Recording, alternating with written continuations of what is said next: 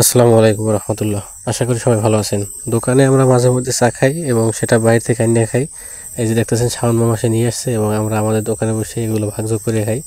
কারণ দোকানে যখন যে কজন স্টাফ থাকে আমরা চা দুই বেলা খাই, সকালে একবার এবং বিকেলবেলা একবার। তো এই যে দেখতেছেন শাওন মামা সে মগে করে চা নিয়ে আসছে এবং এখান থেকে কাপ বের করে তারপরে সে আমাদের চা পরিবেশন করবে আর কি। তো এটা বিশেষ করে সবাই এক এক সময় এক একজন দায়িত্ব পালন করে, তবে আজকে শাওন মামা দায়িত্বটা পালন করতেছে আর কি। তো চা সবসময় খাওয়া ভালো, বিশেষ করে রং চা, কারণ দুধ চা শরীর স্বাস্থ্যের পক্ষে ক্ষতিকর, বেশ বেশ ক্ষতিকর। আমি সহজে দুধ চা খাই না, কিন্তু রং চা আমি বরাবরের মতোই প্রায় সময় আমি রং চা খাই, যেটা আমার কাছে খুব ভালো লাগে, শরীর চাঙ্গা হয় মনে হয় যে।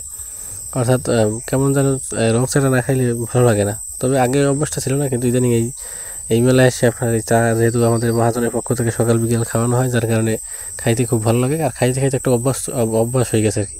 কেমন যেন সকাল বিকেল না খাইলে শরীর চাঙ্গা হয়ে ওঠে আর কি। তো ঠিক মহাজন যতদিন আমরা ছিলাম বা আছি, উনি সকাল বিকেল দুই বেলা করে চা খাওয়াবে এভাবে। তো চলুক না, চায়ের আড্ডা, চা খাওয়ার একটা নেশা চলুক না।